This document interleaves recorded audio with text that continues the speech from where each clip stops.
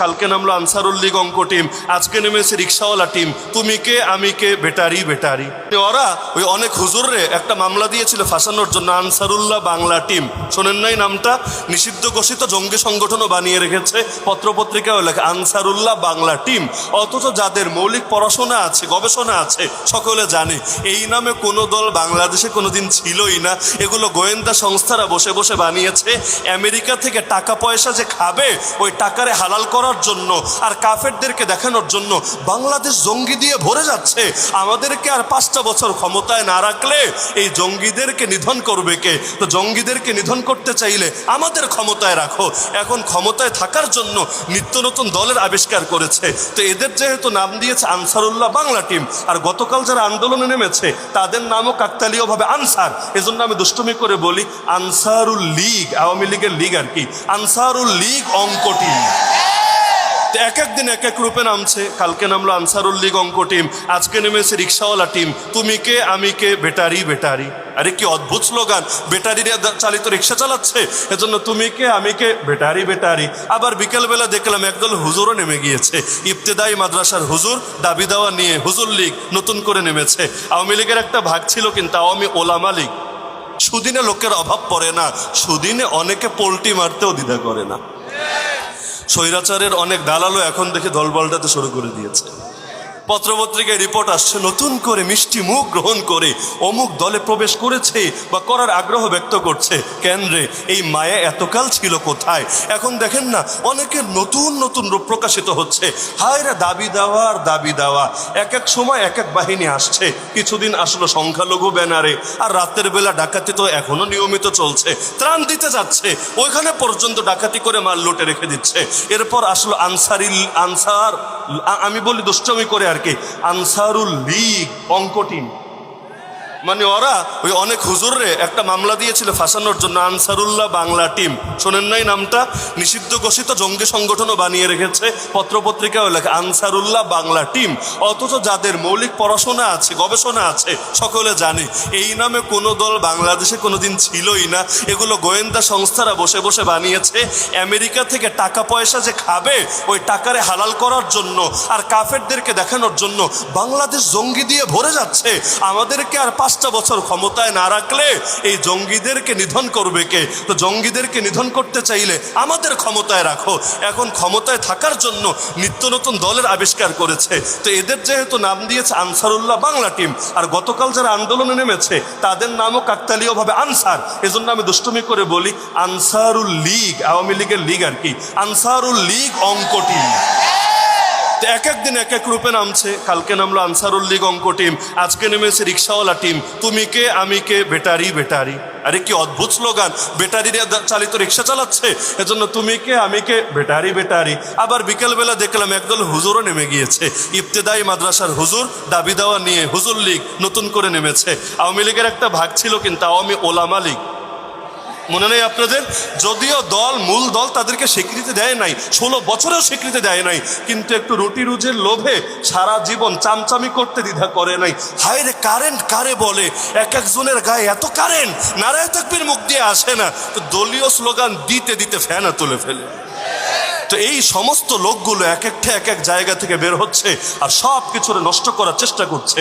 ইনশাআল্লাহ সুম্মা ইনশাআল্লাহ যদি মুসলমানরা সচেতন থাকে, বাতিলের সব ষড়যন্ত্র এমনি নস্যাৎ হয়ে যাবে। আল্লাহ রসুল সাল্লাল্লাহু আলাইহি ওয়াসাল্লাম যেহেতু এসেছিলেনই ইসলামকে বিজয়ী করার জন্য, কারণ ইসলাম বিজয়ী না হলে মুসলমান কখনো পরিপূর্ণ মুসলিম, শতভাগ ইসলাম পালনকারী হতে পারবে না, সম্ভব না। কিভাবে হবে আমাকে বুঝান। ইসলাম আপনি মসজিদে আসলে মানলেন, ভালো কথা। মাদ্রাসায় ঢুকলে মানলেন, ভালো কথা। কোর্ট কাছারিতে গেলে কিভাবে মানবেন? ব্যাংকে গেলে কিভাবে মানবেন? শেয়ার বাজারে গেলে কিভাবে মানবেন? আপনাকে রাস্তাঘাটে চলতে হবে, তখন কিভাবে মানবেন? আইন কানুনের দ্বারস্থ হতে হবে, তখন কিভাবে মানবেন?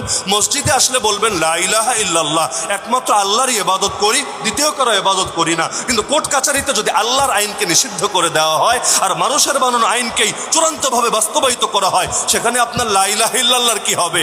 মুখ দিয়ে বলবেন বলবেন আল্লাহ ছাড়া কারো আনুগত্য করি না, কিন্তু বাস্তবে আনুগত্য করবেন ব্রিটিশ আইনের, বাস্তবে আনুগত্য করবেন পাকিস্তান আমলে বানানো বিভিন্ন মতবাদের, বাস্তবে আনুগত্য করবেন স্বৈরাচাররে বিদায় করলো তার হাতে বানানো বিভিন্ন আদর্শের। মুখ দিয়ে বলবেন লা ইলাহা ইল্লাল্লাহ, মুখের সঙ্গে কাজের তো মিলবে না। তো আমাদেরকে তো সব ক্ষেত্রেই আল্লাহর আনুগত্য করতে হবে। মসজিদেও আল্লাহ, মাদ্রাসায়ও আল্লাহ, মাহফিলও আল্লাহ, খানকায়ও আল্লাহ, পার্লামেন্টেও আল্লাহ, থানায়ও আল্লাহ, আদালতেও আল্লাহ, পৃথিবীর প্রতিটা ইঞ্চি ইঞ্চি মাটিতে আল্লাহ আল্লাহ আল্লাহ। কারণ আল্লাহর ইবাদত করতে চাইলে সব ক্ষেত্রে যদি না করেন, ইসলামকে পূর্ণাঙ্গ ধর্ম কিভাবে বলেন? পূর্ণাঙ্গ মানে তাতে সব আছে, যদি সব না থাকে সেটাকে পূর্ণাঙ্গ বলা যায় না। আজও পর্যন্ত কেউ ইসলামকে চ্যালেঞ্জ করতে পারে নাই যে আল্লাহ যে বললেন ইসলাম পরিপূর্ণ। কই, আমরা তো সব জায়গায় ইসলামের শিক্ষা খুঁজে পাই না। এই চ্যালেঞ্জ কেউ করতে পেরেছে? তো ইসলাম যদি পরিপূর্ণ হয়, পূর্ণাঙ্গ হয়, তাহলে ইসলাম সব জায়গায় বাস্তবায়িত না থাকলে আপনি শতভাগ মুসলিম, শতভাগ ইসলাম পালনকারী হবেন কিভাবে? এই আয়াতটা কেমনে আমল করবেন আমারে বুঝান না। ইয়া আইয়ুহাল্লাযীনা আমানু, হে ঈমানদাররা, উদখুলু ফিস-সিলমি কাফা, ইসলামের মধ্যে পরিপূর্ণভাবে প্রবেশ করো। কে বলছেন? ওয়ালা তাত্তাবিউ খুতুওয়াতিশ শাইতান, খবরদার শয়তানের পদাঙ্ক অনুসরণ করো না। মানে যেই ক্ষেত্রে ইসলামে পুরোপুরি ঢুকবা না, ওই ক্ষেত্রে তুমি শয়তানের পদাঙ্কের অনুসারী হবা। তো ইসলাম যদি সব ক্ষেত্রে বাস্তবায়িত না থাকে, ইসলামের উপর সব ক্ষেত্রে আমল করবেন কিভাবে? এখন কাফের মুশরিক, আমাদের একটা আদর্শ হলো যে বিদেশ থেকে যা আসে তাই ভালো, আর দেশের মধ্যে যা পাবো সব মন্দ। এমনও হয় যে বিদেশ থেকে একটা পচা জিনিস, মন্দ জিনিসও যদি আসে, তো বিদেশি মাল, বিদেশি প্রোডাক্ট, এটা নিয়ে আলাদা চেতনা, আলাদা আবেগ, আলাদা মুগ্ধতা কাজ করে। এই যে ধর্মনিরপেক্ষতাবাদ, আমাদের তো সংবিধানেরই অন্যতম একটা অংশ ধর্মনিরপেক্ষতাবাদ, সেকুলারিজম। এটাকে তো খুব চেতনার সাথে, মুগ্ধতার সাথে গ্রহণ করে। কেউ কেউ তো এটা যে ইসলামের সাথে বিরোধী না, এই রকম বয়ান বক্তৃতাও করার চেষ্টা করে। অথচ ধর্মনিরপেক্ষতাবাদ আবিষ্কার হয়েছে কাফেরদের দেশে, খ্রিস্ট ধর্মের মোকাবেলা করতে গিয়ে, ইসলামের মোকাবেলা করতে গিয়ে না। খ্রিস্ট ধর্ম আল্লাহকে কিয়ামতের জন্য দিয়েছেন।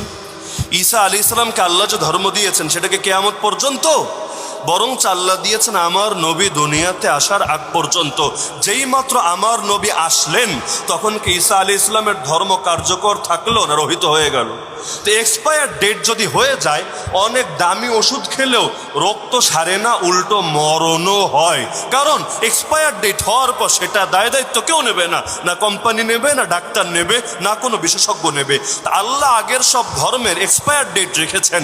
যেই মাত্র মুহাম্মদুর রাসূলুল্লাহ, সবাই বলেন সাল্লাল্লাহু আলাইহি সাল্লাম, দুনিয়াতে আসবে, আগের সব ধর্ম রহিত হয়ে যাবে। তো যখন আল্লাহ এই সিদ্ধান্ত দিয়ে দিলেন, তাহলে ঈসা আলাইহিস সালামের ধর্মটা তখন রহিত হয়ে গেল। আল্লাহ তো ভবিষ্যৎ জানেন, নাকি জানেন না? এখন থেকে 5 বছর পর কি হবে, 10 বছর পর কি হবে, আমি নিশ্চিত না জানতে পারি, একজন জানে, তিনি কে? আল্লাহ। তা আল্লাহ তাআলা ধর্মগুলো দেনই এমন ভাবে, যতদিন তার মেয়াদ ততদিন পর্যন্ত সব সমস্যার সমাধান তাতে আছে। কিন্তু যখন তার মেয়াদ শেষ, তারপরের সমাধানগুলো সেখানে পাওয়া যাবে না। ইসলাম দিয়েছেন কিয়ামত পর্যন্ত সময়ের জন্য, কিয়ামতের একদিন আগেও ইসলাম পুরনো হবে না। এখন তো নাস্তিকরা বলে আধুনিক রাষ্ট্রে সেখানে ইসলাম চলবে কিভাবে? আমরা বলি আরে পাগল, তোরা আর 2024-এ এসে কতটা আধুনিক হয়েছিস? তোরা যতটা আধুনিক, ইসলাম তার চাইতে আরো বেশি আধুনিক। ইসলাম সর্বযুগে সর্বাধুনিক। কারণ তোর জ্ঞানের চাইতে আল্লাহর জ্ঞান বহুত বেশি। কই আল্লাহর কই বান্দা? আল্লাহর বান্দার মধ্যে যেমন তুলনা চলে না, আল্লাহর জ্ঞান আর বান্দার জ্ঞানের মধ্যেও কোনো তুলনা